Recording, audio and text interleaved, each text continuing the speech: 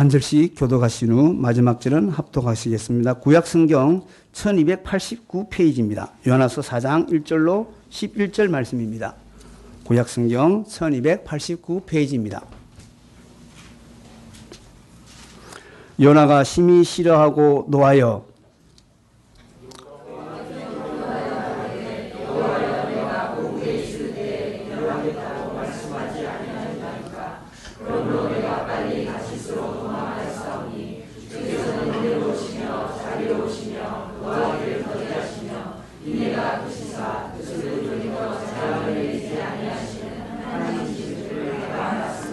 여호와여 원컨대 이제 내 생명을 취하소서. 사는 것보다 죽는 것이 내게 나음이니라.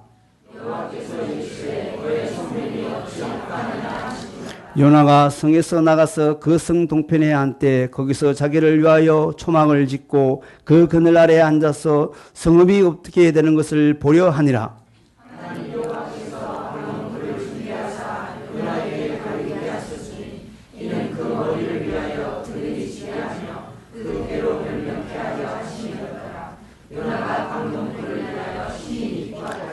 하나님이 벌레를 준비하사 이튿날 새벽에 그 박넝쿨을 씹게 하심에 곧 시더니라.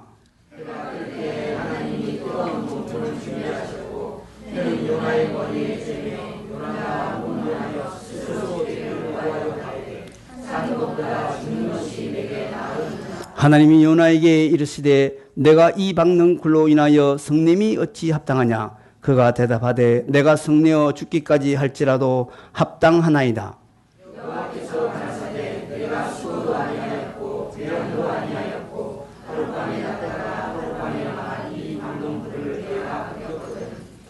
ham려 이 큰 성읍 니느웨에는 좌우를 분변치 못하는 자가 12만여 명이요 육축도 많이 있나니 내가 아끼는 것이 어찌 합당치 아니하냐. 아멘. 하나님 말씀 듣기를 원합니다. 우리 한국인들이 좋아하는 사상 가운데 하나가 권선징악입니다. 문자 그대로 번역을 하자면 선을 장려하고 악을 징벌하는 것이라고 할 수 있겠죠. 선행을 하는 사람을 칭찬하고 악을 행하는 사람에게는 그에 마땅한 형벌을 주어서 복수하는 것입니다. 극장에서 유행하고 있는 액션 영화의 대부분이 권선징악을 지향하고 있기도 하죠. 특별히 누군가 나에게 나쁜 일을 했다면, 누군가 나에게 악한 일을 했다면 그 사람은 반드시 벌을 받아야만 내 마음이, 내 직성이 풀리게 됩니다. 그렇지 않으면 그것은 공평한 것이 아니고 매우 불편하고 부당한 일이 될 것입니다. 오늘 우리가 살펴볼 선지자 요나 이야기도 역시 마찬가지라고 할 수 있습니다. 주전 약 700여 년경에 여호와 하나님께서 아미떼의 아들 요나를 부르셔서 큰 성읍 니느웨로 가서 그것을 쳐서 외치라, 즉 회개의 복음을 전하라고 명령하십니다. 그런데 놀랍게도 요나서 1장은 우리가 너무나 잘 아는 대로 하나님의 명령을 받은 요나가 여호와 하나님의 낯을 피하려고 다시스로 도망치는 모습을 보게 됩니다. 이유는 요나는 바로 그런 하나님의 명령이 자신이 판단하기에 불합리하고 불공평하다라고 생각했기 때문입니다. 그런데 더욱 놀라운 사실은 전능하신 여호와 하나님께서 그런 도망치는 요나를 즉각적으로 또는 직접적으로 당장 막으시지 않으시고 그냥 두고 보십니다. 결국 요나는 욥바로 내려갔는데, 이 욥바라고 하는 곳은 샤론 평화 남쪽에 위치한 항구 도시고 이스라엘 서쪽에 위치하고 있고 예루살렘에서 약 56km 북서쪽에 위치한 아름다운 항구 도시입니다. 여기서 배를 타고 가면 다시스로 향할 수가 있게 되지요. 마침 욥바로 내려갔는데 다시스로 가는 배를 만났고 그 배에 올라타고 말았습니다. 이후부터 이어지는 모든 이야기는 여러분이 잘 알고 있는 내용입니다. 그렇다면 하나님은 이 선지자 요나의 이야기를 통해서 우리에게 무엇을 교훈해 주시려고 하는 것일까요? 우선 무엇보다도 이 사건은 우리 하나님께서, 저와 여러분이 믿는 하나님께서 무한하신 긍휼이 풍성하신 하나님이심을 교훈해 줍니다. 하나님은 긍휼에 풍성하시다. 그 풍성하신 긍휼이 무한하시다는 것이지요. 2절 말씀을 1절과 2절 말씀을 함께 읽겠습니다. 요나가 시작.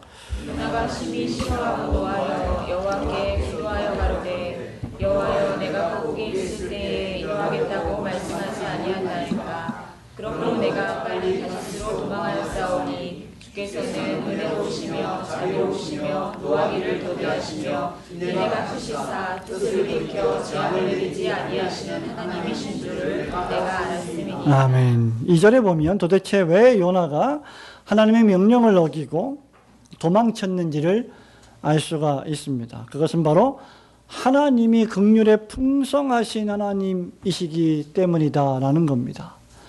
긍휼이라고 하는 것은 불쌍히 여김, 측은하게 여김, 호의를 베품, 사랑을 베품이라고 하는 모든 것들이 포함되어 있는 단어이죠. 그러면 하나님께서는 긍휼에 풍성하시다.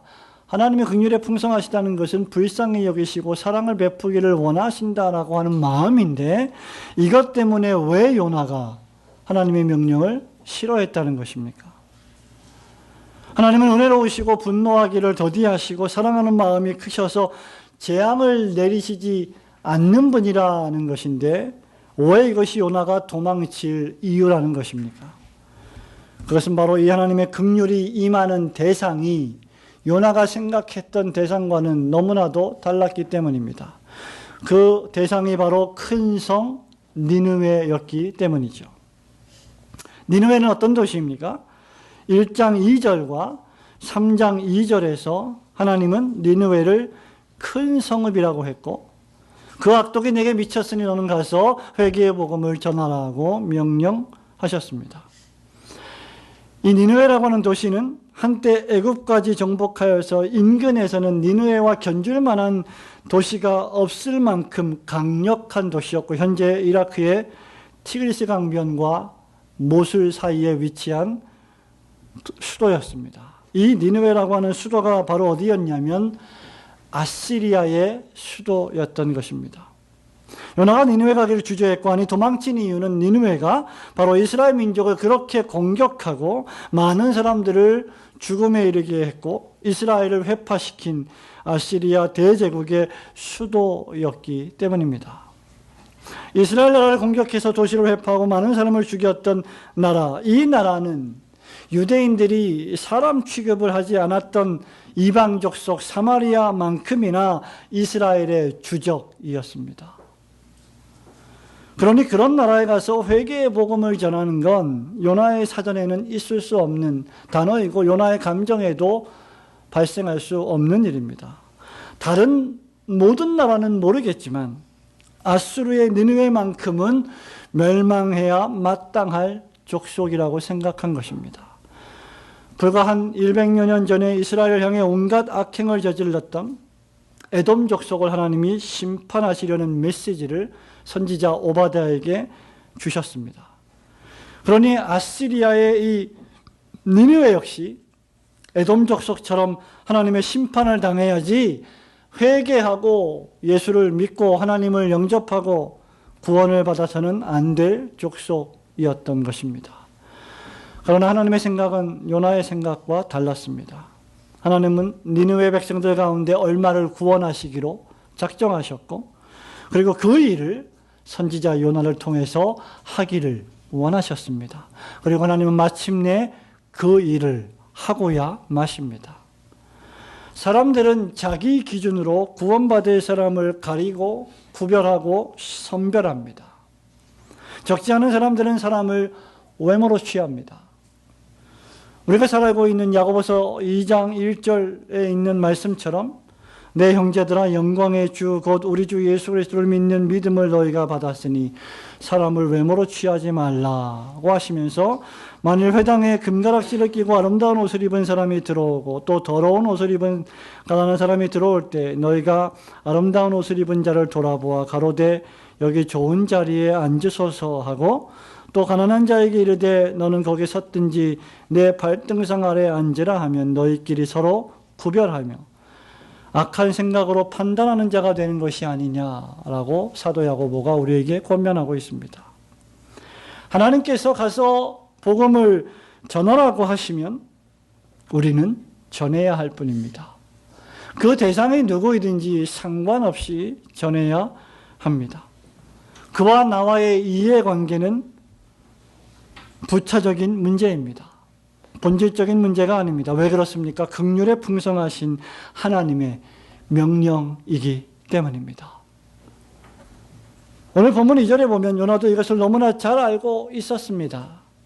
그러니 요나는 알면서도 싫어서 고의적으로 명령을 어겼고 욥바로 내려가서 다시스로 도망치면 하나님이 나를 안 부르실 것이라고 생각했던 것입니다.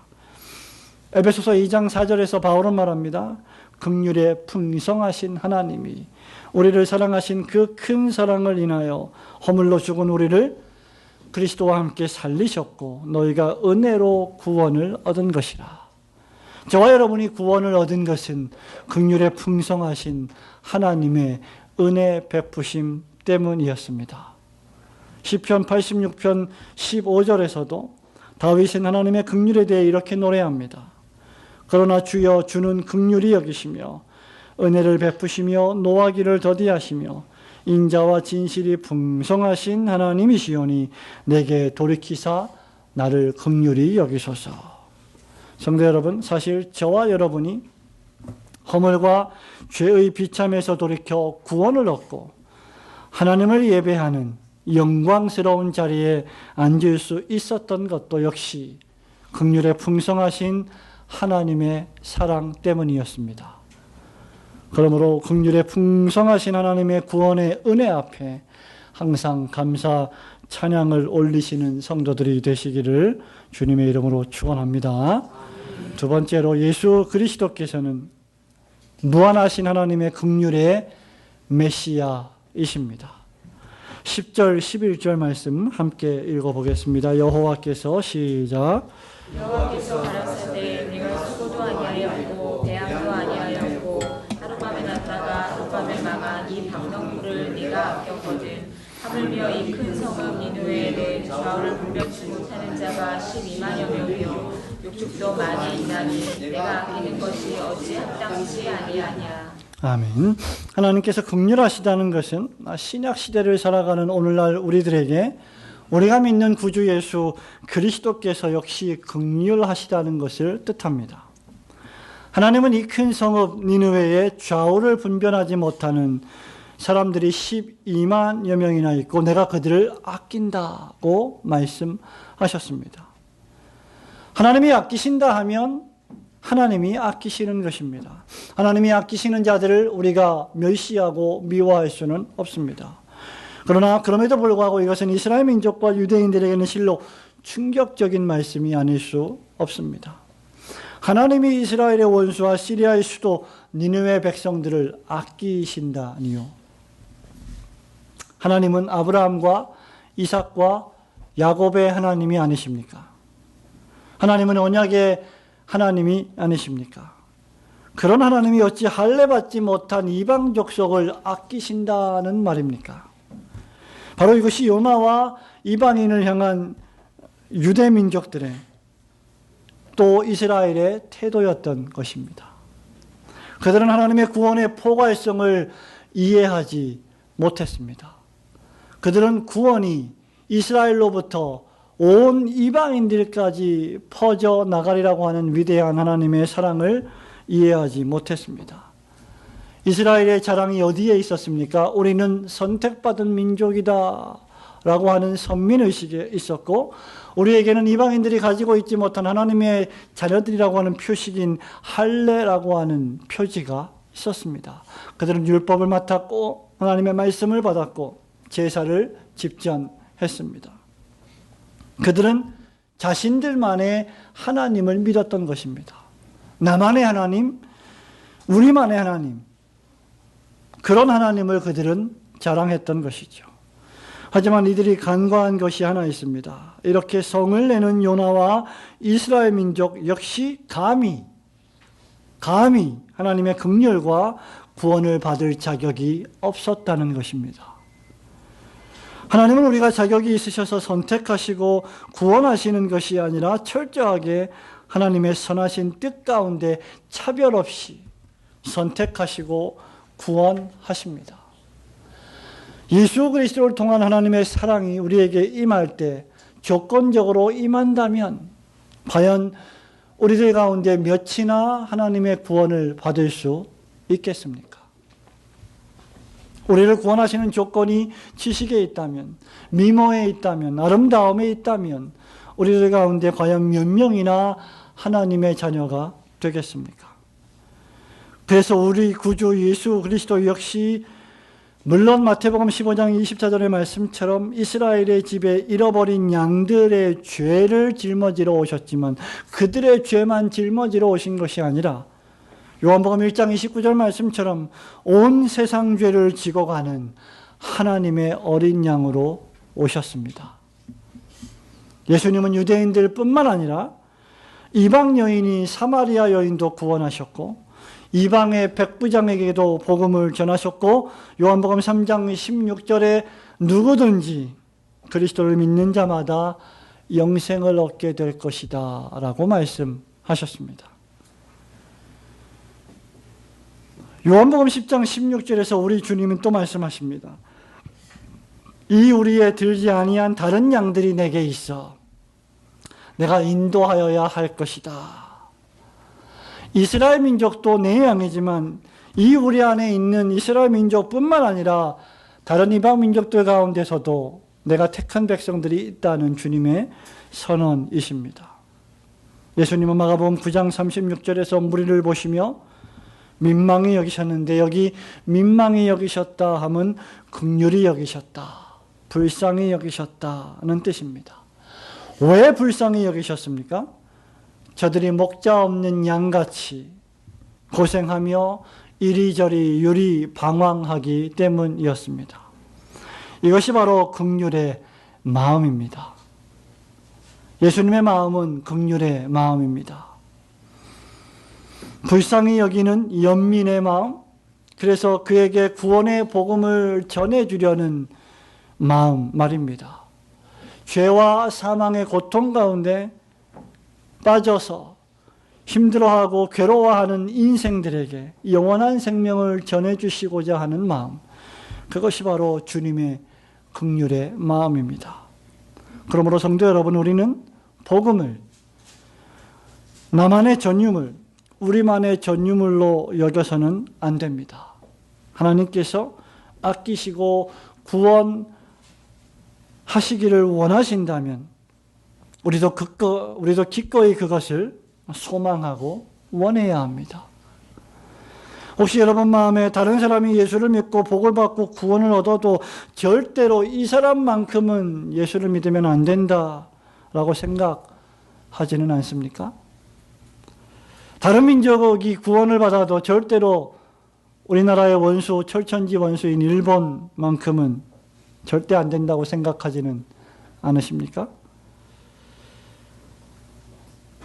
다른 사람은 몰라도 그 참혹하고 끔찍한 죄인만큼은, 그런 나쁜 사람만큼은 예수를 믿으면 안 된다고, 복음을 전해서도 안 된다고 생각하기 쉽습니다.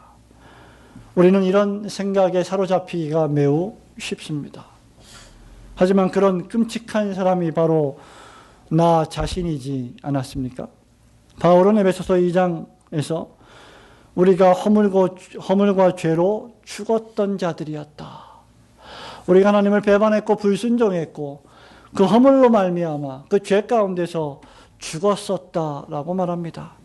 이어서 계속해서 육체의 욕심을 따라 행하며 육체와 마음에 원하는 대로 행하는 진노의 자녀였었다라고 말합니다. 그런 우리를 복음으로 부르셨고 구원하셨습니다. 그런데 왜 다른 사람은 안 된다는 말입니까? 우리는 절대로 그래서는 안 됩니다. 왜냐하면 바울이 로마서 5장 6절에서 말하는 대로 우리가 아직 연약할 때에 기약대로 그리스도께서 경건치 않은 자를 위하여 죽으셨기 때문입니다. 우리의 선한 목자로 오신 주 예수 그리스도께서는 다른 이의 선한 목자로 오셨습니다.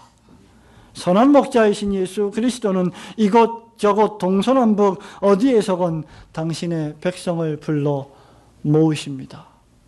우리가 좋아하는 사람들과만 예배하고 우리가 마음이 편한 사람들과만 함께 모여 교제한다면 그것은 우리들만의 믿음일 것입니다. 그러나 진정한 교회는, 진정한 성도는 우리가 불편한 사람이라도 우리가 힘들어하는 사람에게도 복음을 전할 수 있어야 하며 그들과 함께 예배할 수 있어야 할 것입니다. 그리고 거기에는 예수 그리스도의 긍휼의 마음이 있어야 할 것입니다. 왜냐하면 예수 그리스도야말로 가장 위대하신 긍휼의 메시아이시기 때문입니다. 모든 죄인들을 향하여 오신 긍휼의 메시아처럼 여러분의 마음속에 긍휼의 마음을 품으시기를 주님의 이름으로 축원합니다. 마지막 세 번째는 하나님은 우리가 저와 여러분이 무한하신 하나님의 긍휼의 메신저가 되기를 원하십니다. 우리 7절, 8절, 9절까지 함께 읽겠습니다. 하나님이 시작. 하나님이 벌레를 준비하사 이튿날 새벽에 그가 먹물을 씻게 하심에 곧 씻으니라. 해가 뜰 때에 하나님이 뜨거운 동풍을 준비하셨고 애는 요나의 머리에 쬐되 요나가 혼돈하여 스스로 죽기를 구하여 가로되 사는 것보다 죽는 것이 내게 나으니이다.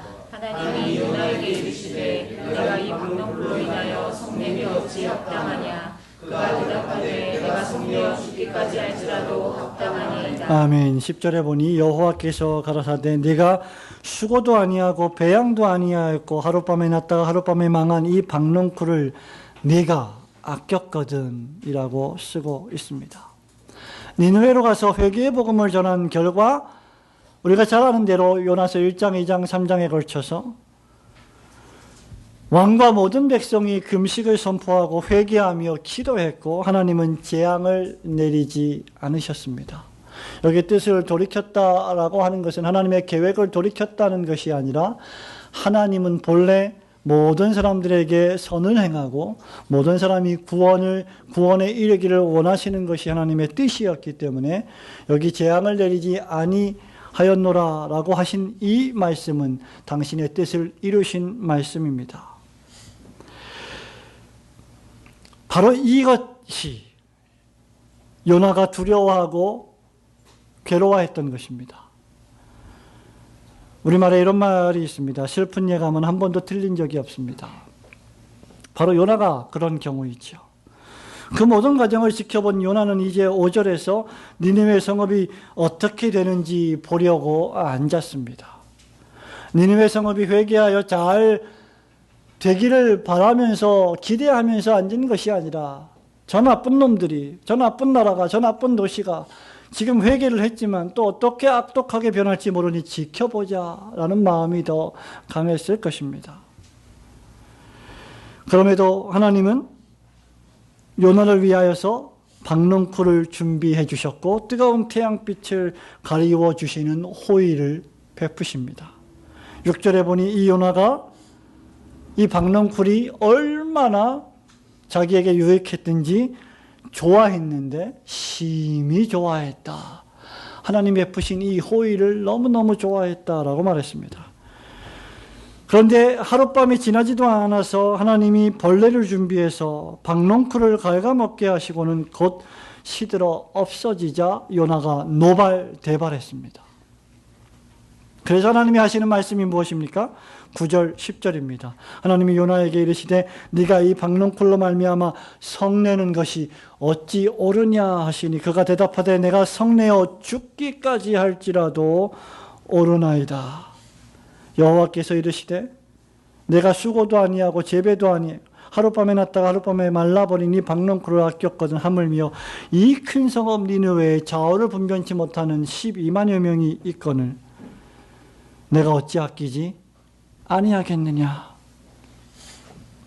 내가 박농쿨을 아꼈다면, 네가 수고도 아니한 이 박농쿨을 아꼈다면 내가 이 12만여 명을 아끼는 것은 더욱 합당한 일이 아니하겠느냐라는 말씀이십니다. 이처럼 하나님은 분노하는 요나에게 함께 분노하시지 않으시고 차분히 설명하시고 설득하십니다. 1장 2절에서 첫 번째 전도의 명령을 주신 분이 누구십니까? 하나님이십니다. 예수 믿으라. 너 하나님을 믿어라. 네 하나님이 정말 천지를 창조하시고 통치하시고 섭리하시는 분으로 믿는다면 내 명령에 순종해라 라고 말씀하십니다. 3장 2절에도 불순종했던 요나에게 또다시 명령을 주신 분도 역시 요나이십니다. 하나님이십니다. 죄송합니다. 큰 파도와 큰 물고기를 섬세하게 준비하셔서 요나로 하여금 하나님의 그 원대한 뜻과 계획이 무엇인지를 깨달아 알게 하시려는 하나님의 사랑이십니다. 지나온 여러분의 모든 삶을 돌아보시기 바랍니다. 우리의 삶에서 단 한 번도 하나님은 우리를 실망시키신 적이 없으시고 우리의 매 순간순간마다 재앙이 임하든 축복이 임하든 하나님은 우리를 설득하시고 우리에게 설명하시고 우리에게 하나님이 선하신 분이시라는 것을 깨닫게 하십니다. 성도 여러분, 하나님의 열심을 이기는 자는 아무도 없습니다. 하나님을 떠나서 도망치려 할 때라도 하나님은 함께 거기 계시고 가장 비참한 바다 속에서 물고기 뱃속에 있을 때조차라도 하나님은 거기 계십니다. 하나님의 열심은 우리의 불순종의 고집을 이기십니다. 하나님의 열심은 우리를 향하여 긍휼을 베푸시고 우리에게 명령하시고 우리를 설득하시고 때때로 우리에게 교훈하시며 때로 우리를 징계하시고 우리에게 매를 대시면서까지라도 우리를 설득하시는 하나님은 우리를 사랑하시는 하나님이십니다. 이런 하나님의 열심은 우리로 하여금 그리스도의 긍휼의 메시아로 오신 그리스도의 복음을 전하게 하십니다. 단순히 여러분이 나가서 친구들에게 또는 친지들에게 예수 믿으세요. 예수 안 믿으면 지옥 갑니다. 라는 것이 아니라 예수 믿으면 천국 갑니다. 라는 것이 아니라 지난 나의 삶을 돌아보니 하나님 한 번도 나를 실망시키신 적이 없으시고 이렇게 나를 선하게 인도하셨습니다. 그러니 하나님은 살아계십니다. 하나님은 지금도 나와 함께 하십니다. 라고 전도할 수 있을 것입니다. 결국 우리 하나님은 우리로 하여금 그리스도의 십자가 복음을 전하지 않고는 옴짝달싹 못하게 만드십니다. 하나님을 경배하고 예배하지 않고서는 절대로 우리를 가만두지 않게 하십니다. 그리고 이 모든 일을 사랑으로 하십니다. 결국 우리의 전 인생이 영광받기로 예비하신 하나님의 무한하신 긍휼의 그릇이 되게 하십니다. 그러므로 할 수만 있으면 우리도 불편한 사람들에게 또 민족들에게 복음을 전해야 합니다. 편하지 않은 사람들과도 그리스도의 복음으로 화평하며 성령의 하나 되게 하신 것을 힘써 지켜내야 합니다. 우리가 그리스도의 무한한 긍휼하심으로 옷 입었다면 이런 사랑의 전달은 그리스도인의 당연한 인격적인 특질이 되어야 합니다. 그렇다면 우리는 누구에게나 그리스도의 복음을 전해야 할 것입니다. 그리고 이유 불문하고 내가 긍휼을 베풀기에 가장 불편하고 어려운 그 사람에게도 하나님의 천국 복음을 사랑으로 전해야 할 것입니다. 성도 여러분, 말씀을 맺습니다. 하나님의 말씀은 전혀 불합리하지 않습니다. 하나님께서 말씀하실 때에는 다 이유가 있습니다. 그리고 그 이유는 하나님의 불쌍히 여겨주심, 즉 긍휼의 그 목적이 있습니다. 그러므로 우리도 역시 긍휼해야 합니다. 하나님은 나를 있는 모습 그대로 받아주십니다. 하나님은 우리에게 자격증을 원하시지 않습니다. 공로나 업적을 원하시지 않습니다. 모든 자격과 공로는 긍휼에 풍성하신 메시아 예수 그리스도께서 우리를 위하여 다 이루셨습니다. 하나님은 우리에게 그리스도를 믿는 믿음과 그 믿음에서 흘러나오는 순종을 원하십니다. 그러므로 믿는 자는 누구든지 하나님의 자녀가 되며 그리스도의 참 제자가 될 수 있습니다. 요나와 같이 자기 생각에 불신앙하며 불순종하기보다 자기 생각보다 훨씬 크시고 높으신 하나님의 생각과 그 길에 나의 생각과 길을 맡겨드리는 은혜로운 성도들, 긍휼에 풍성하신 성도들이 되시기를 주님의 이름으로 축원합니다. 아멘.